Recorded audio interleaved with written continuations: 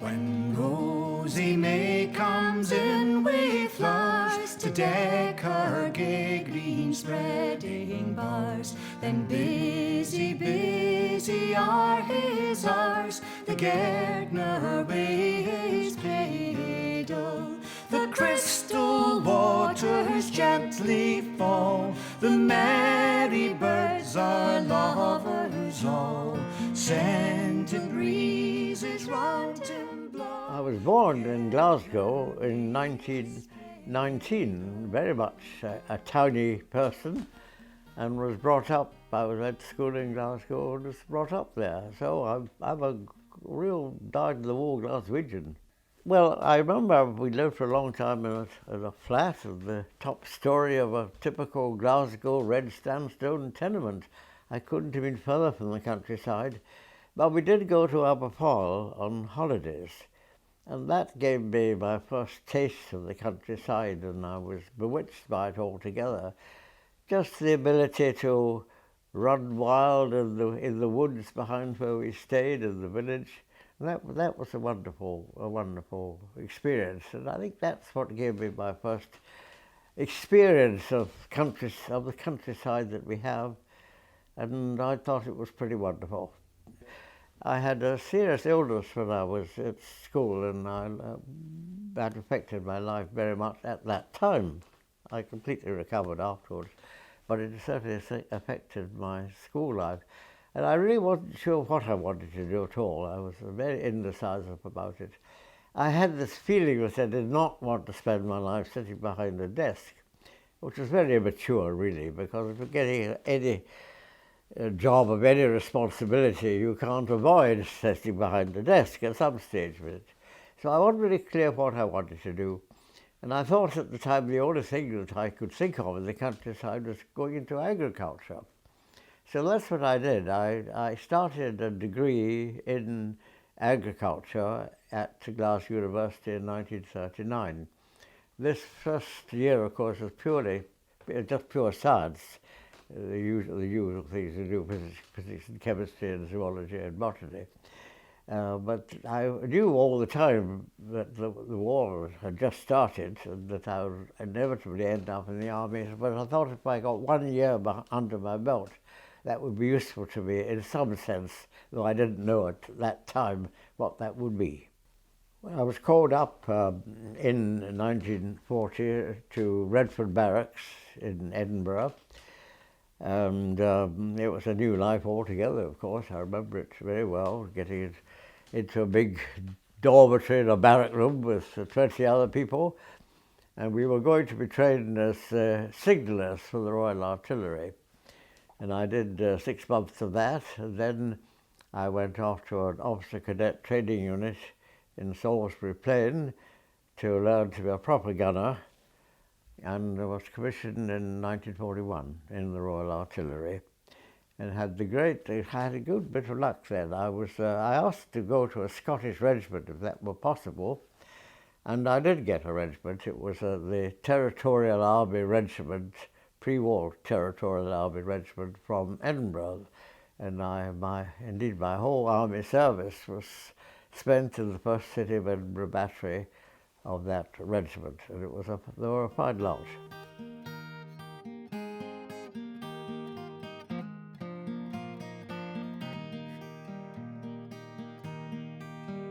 When early morning starts the hare to steal upon her early. Well, I was demobbed in 1946, and in September, and then of course I had a decision to make. What on earth was I going to do with my life? I was 26, and what was I going to do? And then the countryside love came back to me, and I remembered thinking how nice it would be to do that.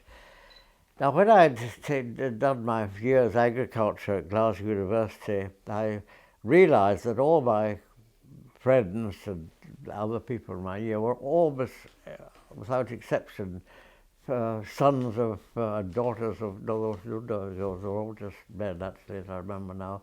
They were all sons of farmers and were going back to run farms. And I had no background in that at all. And I realized at the time that this was obviously not something that I could do. And then I began to think of forestry. I thought to myself, well, you don't really have a background for forestry, which is a very unfair thing to think, I think, really. But I thought, well, it's not like farming. Won't have a territory of that sort. It was all rather immature, I must say. But however, I thought, I think I'll have a go at this. And managed to enroll for the degree course at Edinburgh University. My first year in Glasgow counted for that course, so I was able to start in the second year. So I found it more easy into the second year than I would have into the first year, because there were a lot of people wanting to do forestry. It was quite a big deal with about 30 people in it a year. The professor was Professor Stebbing, who's experienced, and I think all been in India. And the lecturers too have mainly a background of colonial service. So they told us all sorts of interesting things about teak plantations and things like that. Not much about Scots pine.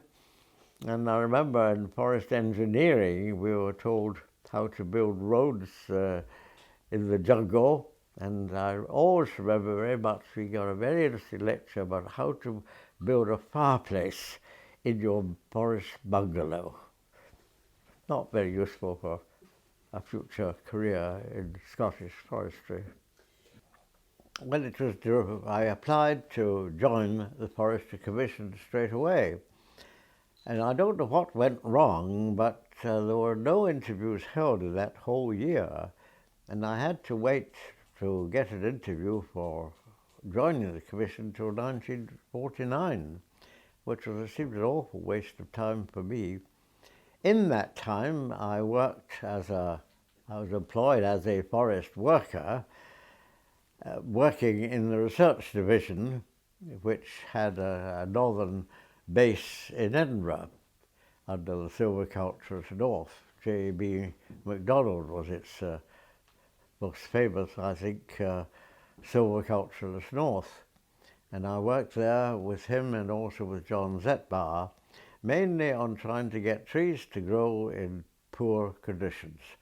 All our thoughts were extending the forest onto poorer land and to land with greater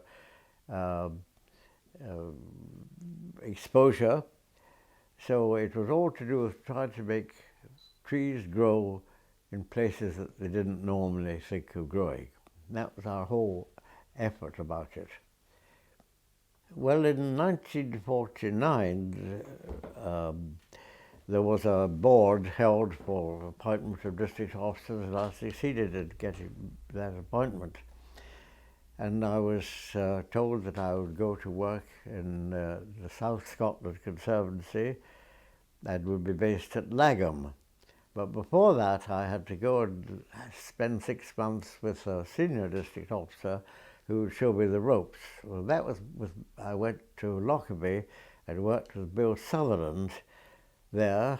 It was a very happy time. And then I went to Lagham to take over at the beginning of 1950 to settle in my own district. I got married that month, and so I went with my new wife to Lagham, and we managed to rent a house there and set up living there. My office, of course, was just in my house. And I remember I had a little Morris 8 car, which was my official transport, but that was all the transport we had. And it was quite difficult living in a fairly remote house in a place called, a little village called Benpath. To live there, exist there without any transport.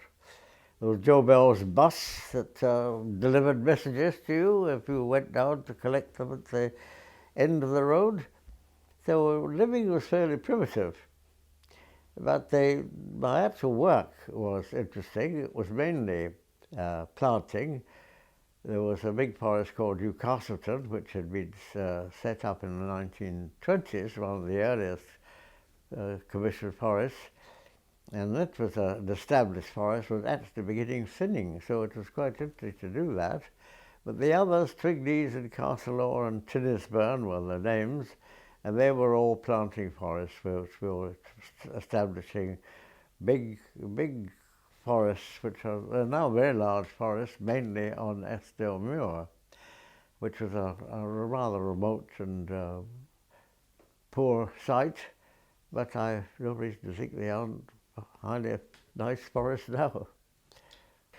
There were marvellous men, the foresters in charge of the forests. There were various grades, chief forester and head forester and assistant forester, but they were all absolutely splendid. I remember John McIntyre at Newcastleton, a very experienced senior man, lovely man. And then there were two people who were working in the Eskdale Muir area. Robertson of Twigleys, he always called himself on the phone. They always answered Robertson of Twigleys, and then Bob Irving at Castleor. Lovely people. Yes, well, I think it's difficult to understand it now, but we rented a fairly large house, which was very cold indeed. I can remember we had really two oases of warmth. There was the sitting room, which had a nice fire in it, and the kitchen, which had an aga, and it was a solid fuel aga, but we ran between these two places to keep warm. So it was pretty bleak altogether. We lived just a mile from Langham itself, and we had to get our shopping done we had getting it sent up by a bus from Langham, and we collected it at the end of the road. And we had electricity, so we had power, and that was comfortable. But we had to have oil heaters to heat the house, because they had a central heating system, but it was simply far too difficult. It didn't work properly. So we had oil heaters, and so paraffin was one of the things we had to get delivered by bus, because it was essential to our existence to keep warm in the house. So it was all rather difficult at that time. Of course, I should mention, there was food rationing at that time when we started in 1950. So, and of course there was petrol rationing too. But to live in an isolated house without a car, it's probably unthinkable nowadays, but we did it, and people did it in those days. It wasn't easy. And you didn't have much entertainment. We didn't have television, of course, but we did have radio. We called it the wireless. It wasn't the radio in those days, but it was we had to make our own enjoyment in rather isolated situations. I moved to forest research in 1955. It was a completely new experience, that one. I had enjoyed enormously my time in working with private estates and with private owners. And I went down to work for the research division of the Commission. Our main job was trying to make trees grow in very difficult circumstances. And this was my particular remit. I worked under and with John Zetmar, who was very well known for all the work he did in that field. And so that was a very interesting experience, to go onto very poor sites, often with great exposure, and trying to get trees to establish there and to grow. And we were remarkably successful, I think. In fact, I think in some ways it could be said, in reflection, that we were almost too successful, because we did try in the Commission then and a bit later to translate the work and research into routine practice. And I think we were, as I said, we were too successful, and as a result of that, we went on to plant some sites which I think would have been better left unplanted. When I was working for the research division, I lived at Milton Bridge, and I became very much involved with the Lothians and Border region of the Royal Scottish Forestry Society, and took part in their excursions and enjoyed their work very much indeed. And I'm glad to say that I've remained a member of it every year, the rest up to now, which is it's a long time. I actually joined the society in 1949 when one of the very first things I did, though I didn't have anything much to do with them until I was in the Border region in 1955. I became a member of the Society of Foresters, I think, at the same time, and became a fellow in 1959, I think. The Forestry Commission was divided into a series of areas which were called conservancies. There were 4 of them in Scotland, and each was in charge of a professional forester who was called the conservator. He was our views of the foresters and the district officers. They were very important people indeed, and they were an extraordinary bunch of men of great character, and all of them I found extraordinarily nice to deal with. After being in Chester, based in Chester for some time, for 5 years, I was sent off to Dumfries for a very short time. I was to deal with harvesting and marking of timber, but that was a very short period because I was then sent to Glasgow to be the conservator for the west of Scotland. So this was a promotion, and a very, very welcome one indeed, and a very prestigious. I was very pleased indeed to have become a conservator. And I was based in Glasgow and had all the forests around Aberfoyle, and of course all the forests in Argyll, which had a lot of Forestry Commission land, and some of our oldest forests were there. Our oldest forest park was in Argyll, which had been which had been named as a forest park in the 1930s.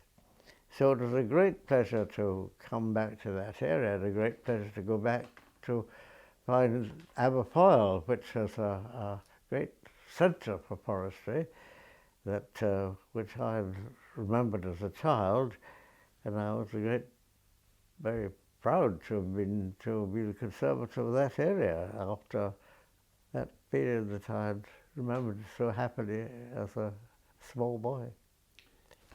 Forests are subject to being blown down by wind, if there really are strong winds, and we seem to get series of strong winds in Britain from time to time, in fact fairly regularly. There had been a very big one in 1953, mainly in Aberdeenshire, and then in January 1968 there was a massive storm in the west of Scotland and in Glasgow. It was known from the roofs of Glasgow were damaged for a very long time. And my house that I just got on the outskirts of Glasgow was no exception. So we had this enormous area which was blown flat. I remember with great clarity standing in a hill and seeing in front of me an entire plantation of perhaps 100 acres, with every tree lying flat on the ground in exactly one after the other, all in the same direction, of course. Oh, it was a terrible sight indeed. So the great problem we had was of clearing all that timber up before it began to rot. We reckon we had 2 years to do it, and we set about doing that. It was of course, the timber trade and the private estates were just as affected, of course, as the Forestry Commission.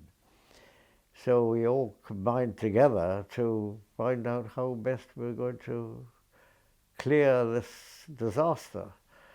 It's so tragic to see a lovely plantation which you had seen standing up and the trees swaying gently in the breeze, and now to see them all flat on their faces. Yes, well, it was a very great honour to be promoted to be the Commissioner for Forest and Estate Management. There were two main divisions of the Commission. One was forest management and the other was harvesting and marketing. They're rather different in character, and I did the forest. I was responsible for forest management. I think the main job of that at that time was to see the planting programs were completed. The objective, of course, of the Commission was to establish more trees in Britain so that we wouldn't be short of timber in an emergency. So that was the main job remained, and we had fairly large programs at that time. The objective during my time as forest dealing in forest management was to attempt to plant about 50,000 acres a year. That's about 20,000 hectares, I suppose, something like that. That's quite a lot of land to be planted. And it was fortunate that land was available at that time, and we were able to buy the land that we needed at a reasonable price to be able to complete that sort of program. So that was I always looked at it as my main job was to see that the forest planting continued, and I think we were able to do that. So I was pleased about that. But there was land to be able to do it. There was a general feeling in the country that forests could be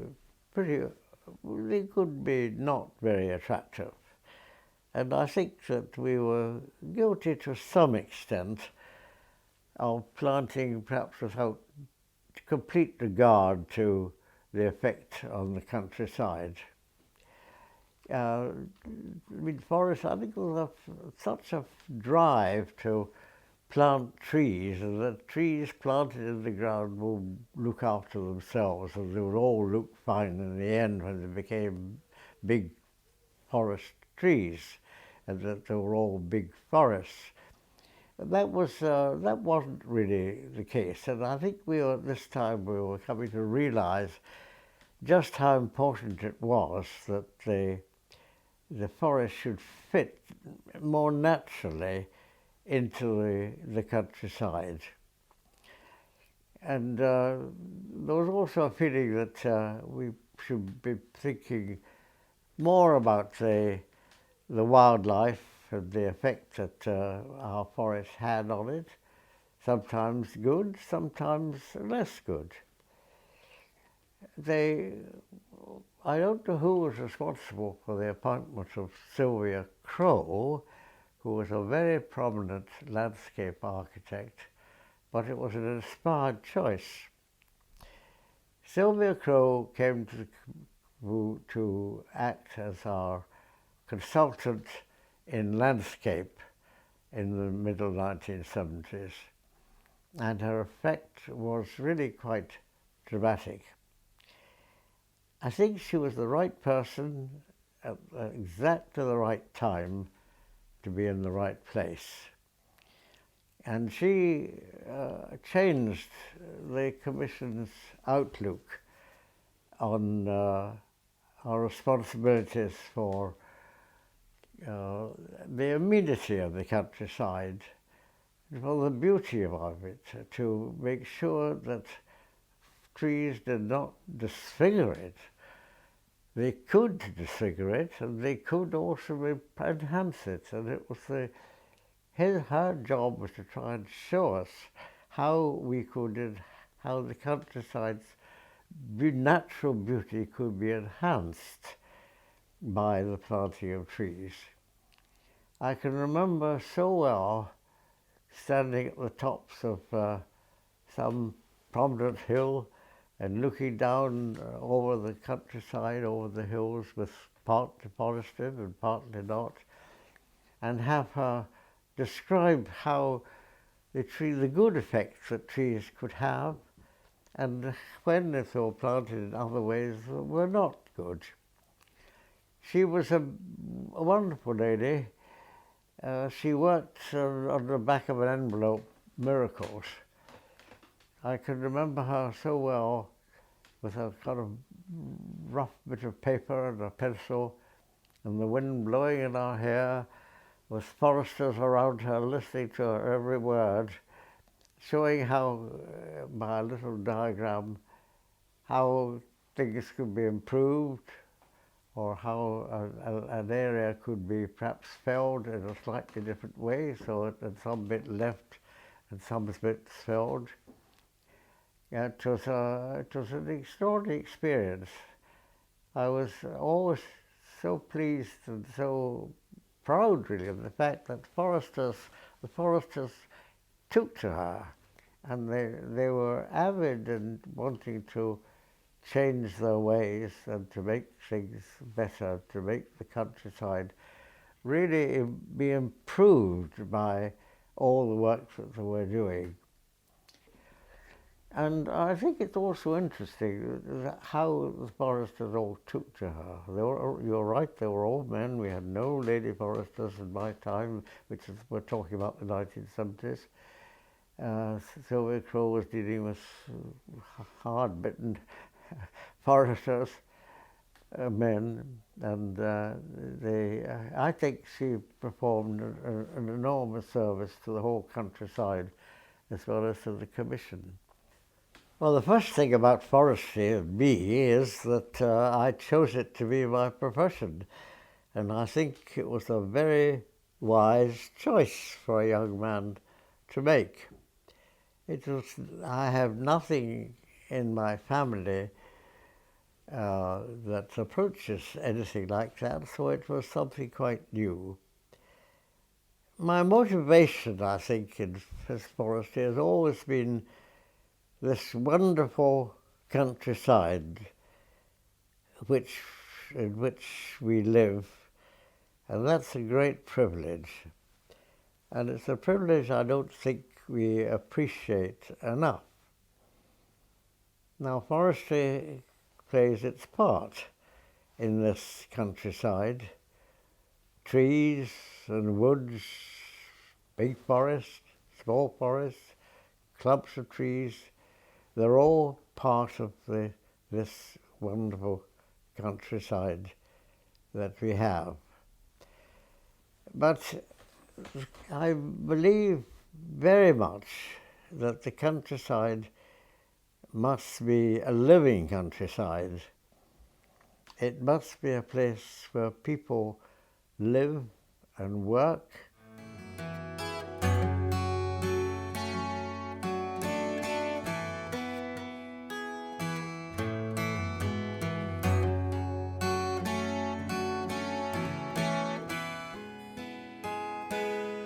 Now summer blinks on flowery braes, and o'er the crystal streamlet's plays. Come, let us spend the lightsome days in the barks o' Aberfeldy.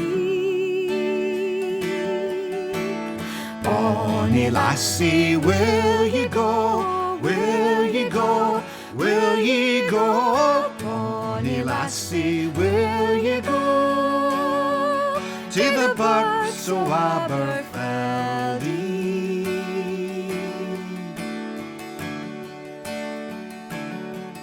The little birdies blithely sing while o'er their heads the hazels sing or lightly flit.